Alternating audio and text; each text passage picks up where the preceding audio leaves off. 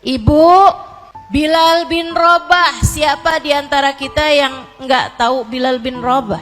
Dari budak belian, Bu. Ibu tahu budak zaman perbudakan dulu dijual di pasar. Jadi kayak sekarang nih di Jakarta nih saya pernah lihat namanya pasar kambing.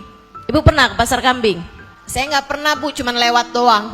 Ternyata pasar kambing beneran pasar kambing, yang dijual kambing semua. Segala macem jenisnya kambing. Bu, orang kalau mau lihat kambing, ada nggak yang lihat gue naksir nih menik kambing, hidungnya mancung? Nggak ada. Yang dilihat cuman wah dagingnya banyak apa enggak nih, kan begitu? Badannya sehat apa enggak nih, itu aja yang dilihat.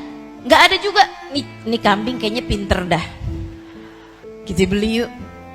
Pinter apaan? Pinter ngomong, ngembeknya lain dah tuh, dengerin dah. Nggak ada.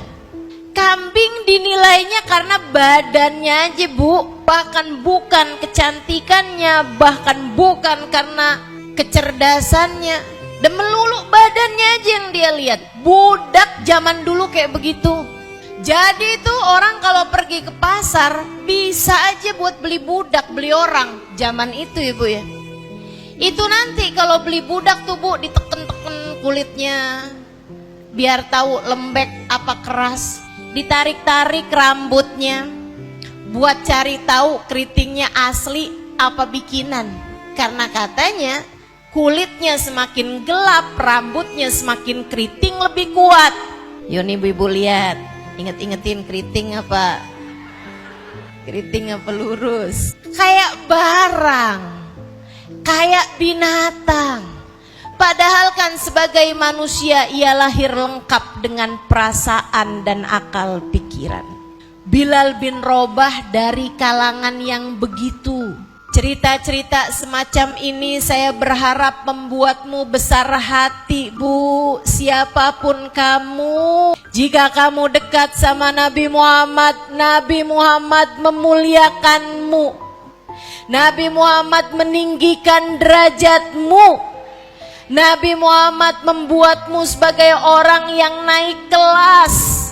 Tidak hanya di akhirat, melainkan sudah dimulai dari sejak di atas muka bumi ini.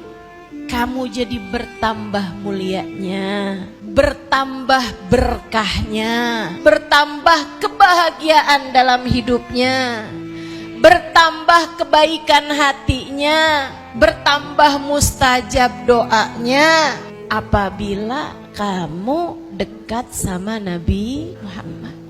Ibu-ibu sekalian, Bilal jadi mulia karena Nabi Muhammad. Ini baru di dunia, belum di akhirat. Nabi cerita ketika beliau Isra Mi'raj, Nabi kan diajak jalan-jalan tuh ke surga. Nabi dengerin suara sendal kena air, kayak sendal lagi di kamar mandi lagi wudhu gitu. Nabi nanya, ya Jibril, suara apa itu wahai Jibril di surga? Kok kedengeran suara sendal? Kenalu Bilal. Kata Sayyidina Jibril, itu adalah sendalnya Bilal bin Rabah. Nabi waktu turun nanya sama Bilal, Bilal, apa yang kamu lakukan dengan sendalmu itu di kamar mandi? Kata Sayyidina Bilal, wahai Rasul, saya nggak betah nggak punya wudhu. Tiap batal wudhu saya pergi wudhu lagi. Tiap habis selesai wudhu, saya akan sholat sunnah wudhu 2 rakaat. Sholat sunnah tahiyatul wudhu 2 rakaat. Kata Nabi Muhammad, itu sebabnya wahai Bilal, mengapa saya mendengar suara sendalmu di surga. Dari budak belian menjadi seseorang yang masuk surga sama sendal-sendalnya. Tinggal kamu mikir, dari siapa jadi siapa karena Nabi Muhammad.